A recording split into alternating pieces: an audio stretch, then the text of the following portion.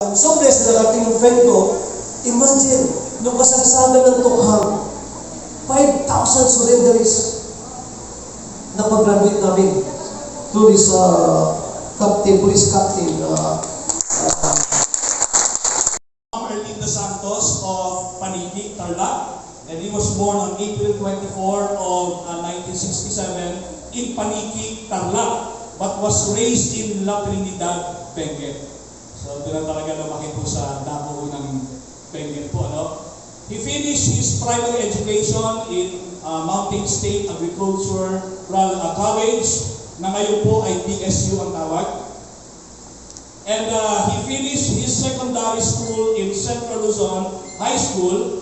He took engineering course at St. Louis University before entering in PMA, where he graduated in 1989. He took his master's in management, major in public management in UP Baguio. Aside from the mandatory courses required to police commission officers, our guest of honor and speaker participated in various military and police trainings and seminars. He took his various intelligence training courses and seminars at the Special Intelligence Training School. He took up various investigation training in Malaysia, sponsored by the Australian Federal Police and the Royal Canadian Mounted Police. He also took his basic controllership course in the AFP. He took his logistic and human resources management courses in the PNP Training School.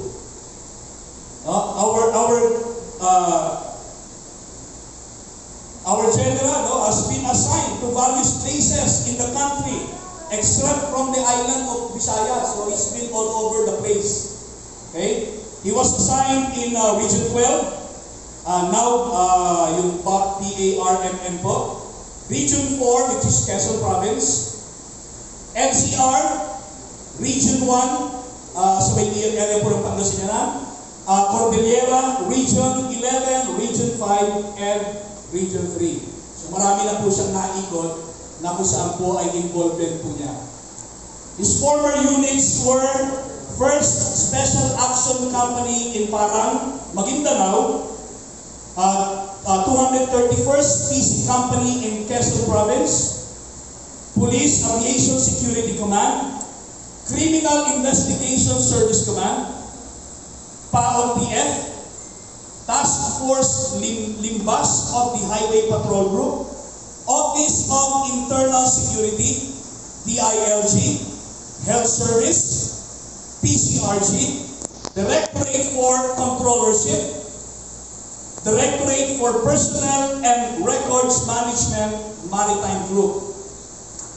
Our GOHAS was the Provincial Director of Benguet, CIS Provincial Officer of Baguio, Benguet, and Pangasinan, Chief Task Force Limbas. Our significant positions held by our guests were Aide de Camp of the Chief PNP, Chief Fiscal Division of DC, Division Chief of Plans, Programs and Policy Division, Senior Officers Placement and Promotion Division, Executive Officer and Deputy Director of PPRM. He was the distinction of having served units in the PNP by land, by air, and by sea. Prior to his current designation, he served as the Regional Director of Police Regional Office 1 from May 10, 2020 to February 2, 2021. And the Acting Director for Information and Communication Technology Management. Tugho nagkaroon ng revival. Ito po ano po rito ay, ang ibig sabihin po ng MKK equals K is, sabi ko nga, when I assume as the Regional Director, sabi ko, I only have 2 letters kung saan ko po dadalhin ang Ilocos Region. That is, M stands for malasakit, plus kaayusan, plus kapayapaan equals kaunlaran. So from day 1 po ng ating servisyo sa Police Regional Office 1, I emphasize to my people that ito po ang ating vision or tatahakin while I am the Regional Director. Let me show po sa inyo yung aming ABP. Next. Do it na lang later. Yung ABP, please. Okay, visual presentation.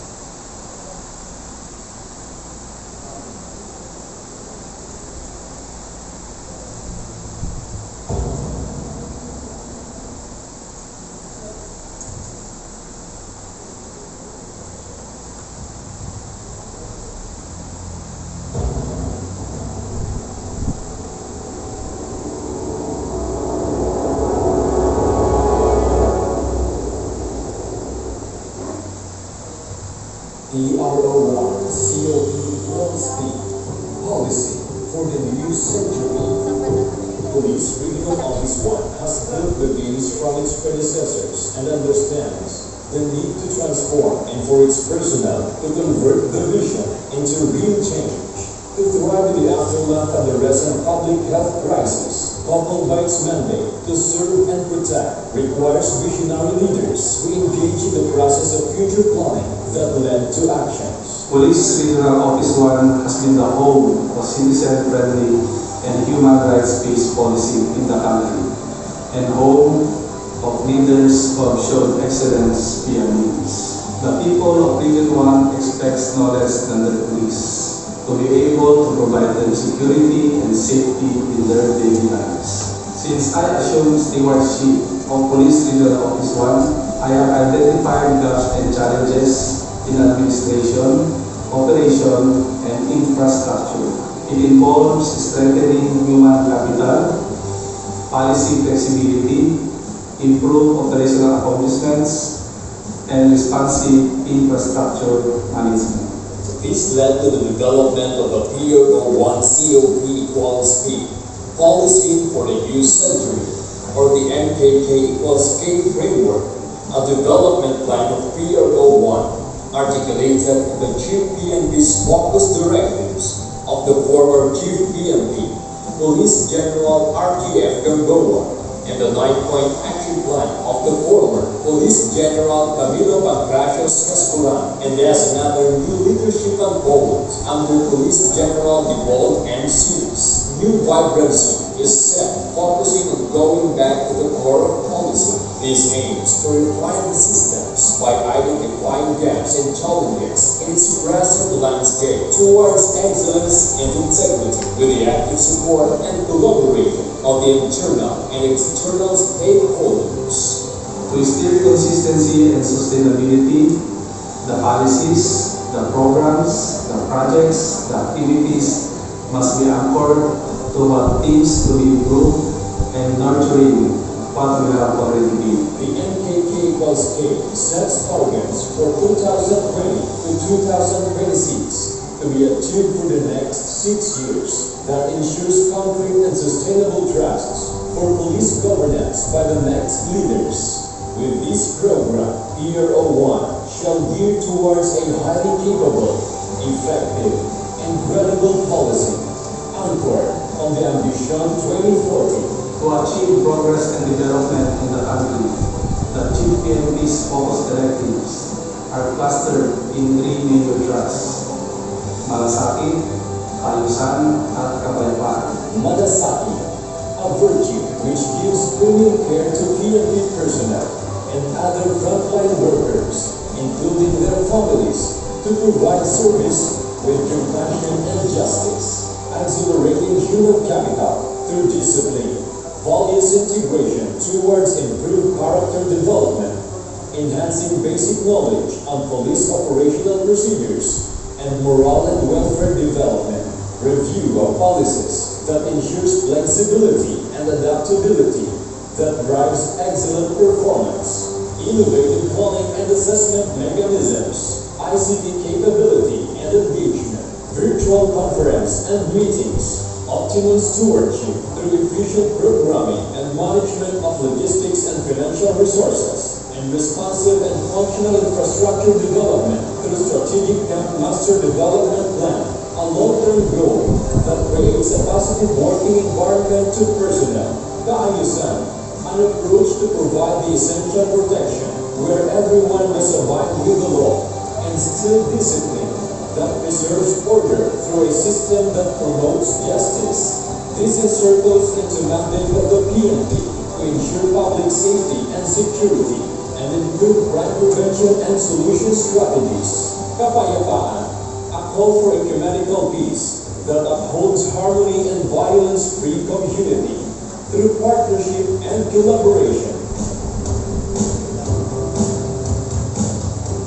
ERO1 through its leadership shall soar high like an eagle to a more invigorated implementation of PMG Control Plan 2030. ERO1 under MKK+K strategic framework shall continuously strive to bring frontier of good governance and lasting reform with a relentless focus on doing service with utmost care and a commitment to conscious leadership for lifelong order and lasting peace with the principle of citizen-friendly and human rights-based policy with the virtue action transcends through caring. The lasting peace and lifelong order translates into a progressive community. Every single PNP personnel defines the progress of the community. I look forward for strengthened partnership and collaboration to all instrumentalities in government, law enforcement, civil society, private entities, and the community. I enjoin everyone to instill discipline and nurture nationalism, steered by becoming a law-abiding citizen towards nation building. Support Police Regional Office 1 as we build a safe, resilient, diverse, vibrant, and progressive community to live, visit, study, work, and do business. Team ERWIN, let's move in!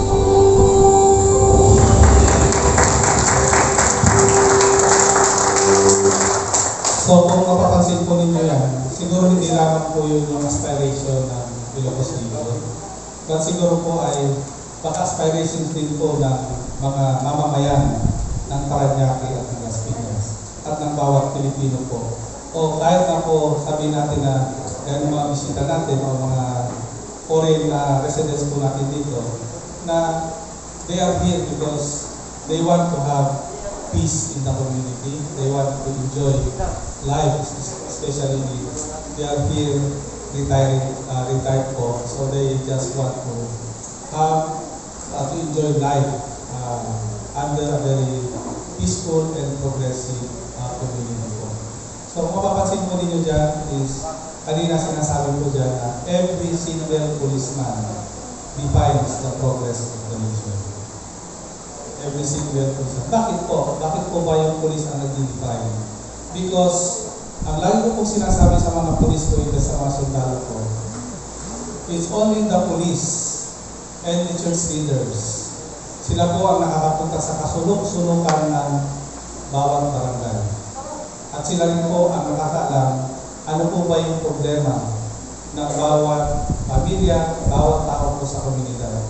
So kung ang pulis po o sundalo na napunta po sa pinakamalayo na lugar, specifically po sa mga probinsya, wherein nakita mo bundok-bundok po talaga yung layo ng mga barangay. Pag yung mga pulis po natin ang napunta ron at ang mga pulis natin ay walang hiya, ang tingin po ng tao doon, walang hiya pala ang gobyerno natin. I always tell my policemen na when we patrol, when we go around the community, the barangays, we are the government. We represent the government. So kung tayo po ay walang hiya, ang tingin nila, walang hiya pala ang gobyerno, walang hiya pala si mayor, walang hiya pala si governor, pati si congressman. So as police, as peacekeepers po, we are representing the government in our respective community. That's why sinasabi ko sa kanila, we need to establish a good working relationship with every members of the community. Kung mapansin po ninyo dyan, ang hinihingi ko po is to have harmony, to have collaboration, to have a good relationship with every member in the community, in the society, and lahat po ng sektor. Kasi nga po, karamihan po, lalo na po sa mga farming areas, specifically in Mindanao, pag sinabi mo peace and order, ang akala nila, ang may trabaho lang po, may obligasyon lang, yung police at saka yung armed forces. But, in reality po, pag sinabi natin ng peace and order, lahat po tayo ay may kanya-kanya po role po sa peace and order. So, even po yung mga church leaders natin, that's why we are talking our church leaders, you know, sometimes, pagka nag-criticize po ang mga churches natin, sasabihin ng government, there's a separation of the state and the church. Maybe dun sa structure, there's a separation, but being a church leader, you are still part of the community. So you should also be concerned with what is happening within or around your community. So kailangan po natin na we need to have a collaboration, we need to have partnership. Para sa ganun yung peace and order, yung kapayapaan at yung kaayusan po ay mapanatili po natin sa ating mga respective communities, sa ating mga respective barangays. Para sa ganun ay hindi po nahihirapan yung liderato po natin. So, ito po, malasakit. The PNP is facing dalawang problema yan, yung sa malasakit portion. Yun po ay, we are facing our own internal problems. We do not deny, we need to accept that we have some misfits and scalawags in our organization. Kasi kung i-deny po natin yun, hindi po natin naaminin, hindi mo natin matutugunan o mahahanapan po ng tamang solusyon.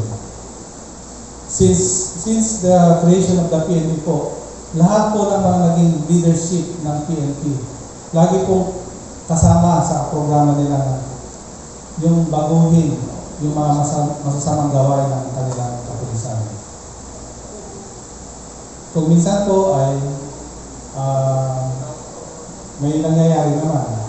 Kaya lang, pag napagod naman ng liderato, yung iba, babalik na naman po. Diba? So, wala pong sustainability ng mga programa na iniaatang po ng mga leadership po natin. So, we need to show care and compassion within our organization. That's why, doon po sa kasimbayanan, napaka-importante po ng role ng mga church leaders in helping the policemen. Meron akong ongoing na ginagawa dyan, yung SWIL, ang tinatawag yung Squad Weekly Interactive meeting. So, yun po yung ginagawa, kaya lang parang kulang pa. And then, we also need to show malasakit or compassion with the community that we are serving. Hindi po yung sinasabi ko ni Bishop Vincent kanina na dahil pulis ka, may barit ka, dapat lahat ng tao ay lumulunod sa iyo. So, mali po yung parang there's a wrong perception po. Yung mga ibang nagpupulis na dapat pag may barit ka, lahat ng tao ay lumulunod sa iyo at boss ang tingin na sa iyo. So, supposedly, if you are a police, if you are a soldier, ang trabaho mo ay to serve your constituents, to serve the community. Peacekeeper ka. So, dapat may isa puso po ng bawat kapulisan po kung ano po yung talagang trabaho o mission po ng bawat pulis. Simple lamang po ang trabaho ng pulis. Sinasabi ko, 3 lamang po yun. Prevent crime, preempt crime, and solve crime.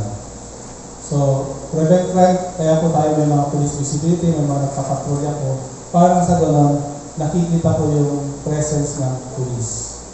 So, crime, that's intelligence. We need information coming from all sectors in the society para nang sa malaman po natin sino po ba yung mga masasama sa komunidad natin. And kung hindi natin na-prevent, we need to investigate to solve the crime. So, doon po sa tatlo na yun, kailangan po natin ng participation ng community. We need to organize and mobilize the community.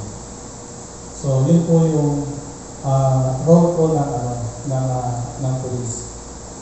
For kaayusan, definitely, yun nga po, kailangan natin na mabawas-bawasan kung hindi man po natin matigil ang krimen. We need to implement the rule of law no matter who gets caught and who gets hurt. So sometimes, siyempre may mga compromises dyan, but the compromises sometimes is mga minor, pwede mong patawarin. Pero kung mga drug-related na yan, dapat non-negotiable po yan. If simple traffic violations, simple jaywalking, napag-uusapan po yan. Nasa maganda po na paghingi ng paumanhin, kung ikaw man ay nagmamadali, and you violated, so nasa police na po yun. But definitely, pagdating po sa drugs, sa rape, or whatever major crime being committed by the citizenry, most of our policemen, non-negotiable po dapat yun. And then for kapayapaan, ito po yung response po natin dun sa mga terroristic act ng mga whether local terrorists or international terrorists. Kailangan po ay magkaisa po tayo, makapagmatsyag po tayo, para sa ganun ay pagtulong-tulungan po natin ito. We do not want to experience what happened in Marawi. So, ayaw natin na-experience yan sa ating respective communities na halos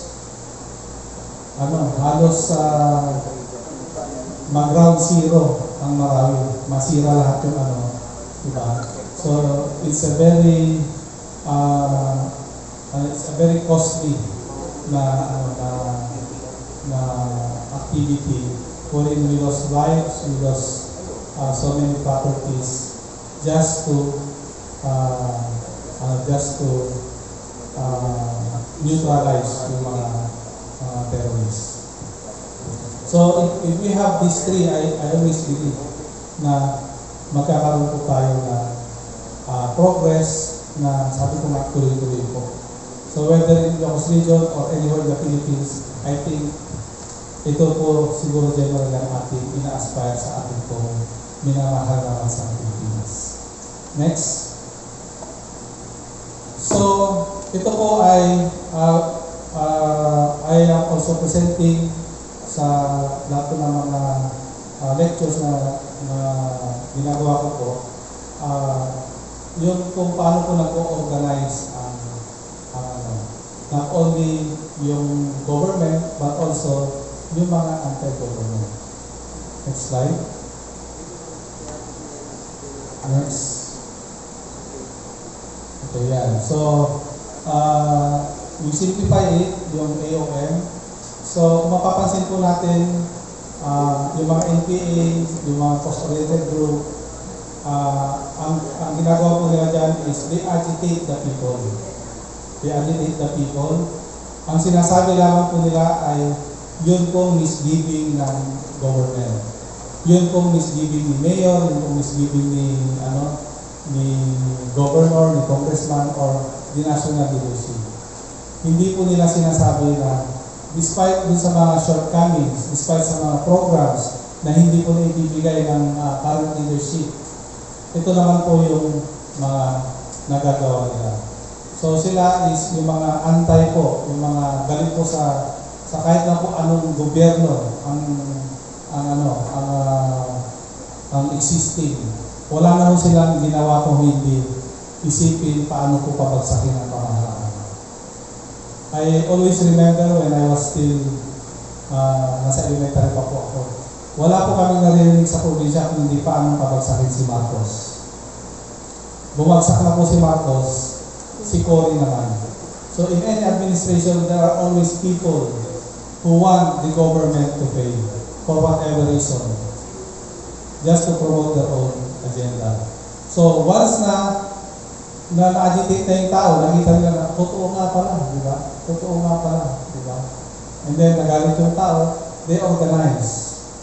And then they mobilize. Yun po yung mga nakikita natin doon sa mga kalsada na wala pong ginawa kundi may dalang placard at sinasabi po na papagsakin po natin ang gobyerno. Resign all. Yung mga, diba? So on the part of the government, we are reaching out also to all sectors in the community. We need to bring awareness to everyone. Ano po ba yung nangyayari sa ating komunidad? Ano po ba yung programa ng incumbent leadership ng municipality, ng province, or even the national leadership? So that we can strike a balance naman.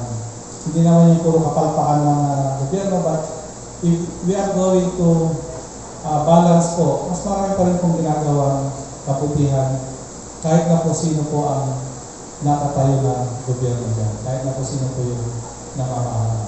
And then, we need also to organize, to counter po itong mga gustong magpapagsak. Para lang sa ganon, hindi po na-counter o hindi po na nagkakaroon, nabibinbin yung mga pagpapatupad po ng mga programa ng incumbent na leader natin.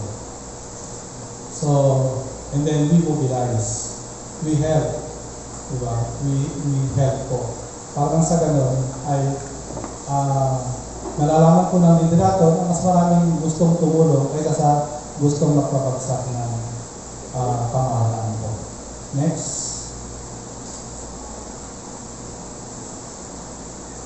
Next slide, please.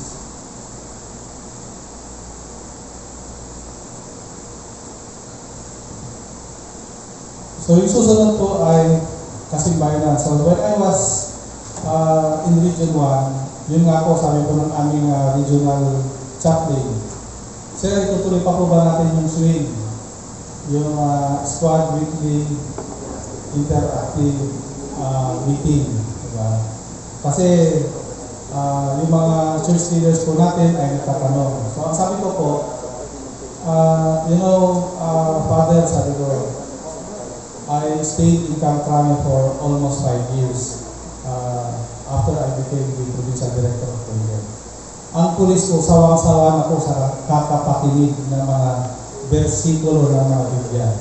Halos na may memorize na po nila. And yet, wala akong nangyayari. Because, sabi ko, yun pong pulis natin, lahat po yan ay gusto magbago. Wala naman mo siguro pulis na pumasok na papasok ako para ako'y maging walang hiya na pulis. Definitely, when they join the police force, they have all the good intentions. Unfortunately, along the way, sometimes they cannot resist temptations. Yun po yung sinasabi ko po kay Pastor Lee at saka sa chaplain namin na I think we also need to engage the community for them to be informed na yung police ko ay gusto rin magbago. Unfortunately, we are not given also the opportunity. Specifically, if you are here in Metro Manila, tatayo siguro yung police dito sa may sa NPD. Ano ba yung common na kandan? Yung Plaza Miranda na sinasabi. At pag tumayo yung pulis, sasabi niya, kami po yung pulis na magiging matino. Baka pagpapatuloy mo ng kamatis o ng yung mga pulis po natin. That's why I suggested to our regional chaplain at kay Pastor Lee na siguro sabi ko, we need to engage partnership with the church leaders. Para nga sa ganon, sila yung gagawin natin na spokesperson. Diba?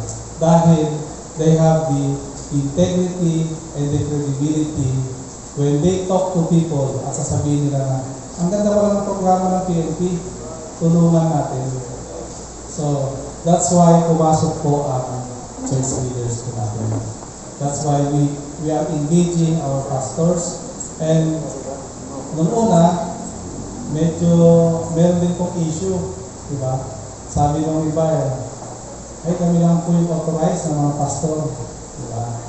Ay hindi, kami po kasi mas mataas po kami, Malacanang po kami ng mga may basbas po kami sa Malacanang. Diba? Kung sabi ko, anybody who wants to help the police, let's set aside our sabi ko, let's set aside our religious affiliation. So anybody who wants to help the police are welcome. Isa lamang naman po ang common denominator natin dito. I think we all believe that we have God. So, yun po yung sinasabi ko ng pastor din na okay na po yun, pastor. Basta tayo po yung naniniwala na may Diyos. Bahala na po kung mas magaling yung Diyos mo sa Diyos ko. Basta we all believe that meron po tayong Diyos. So, ang objective po natin dito is to help the police. Dahil ang sinasabi ko po in my talks po, specifically in the community, paglabas pa lamang po ng pulis sa kanyang bahay, napakarami na pong temptation. And we are not Jesus Christ that we can resist temptation 3 times. Otherwise, we are also God. We can always resist temptation. Sabi ko nga lagi is, we are the highest creation of God because we are created according to the image of God. As a matter of fact, we should be God. We are almost God. Unfortunately, God gave us the freedom to choose. Yun po yung will to choose. That's why sometimes we are committing mistakes.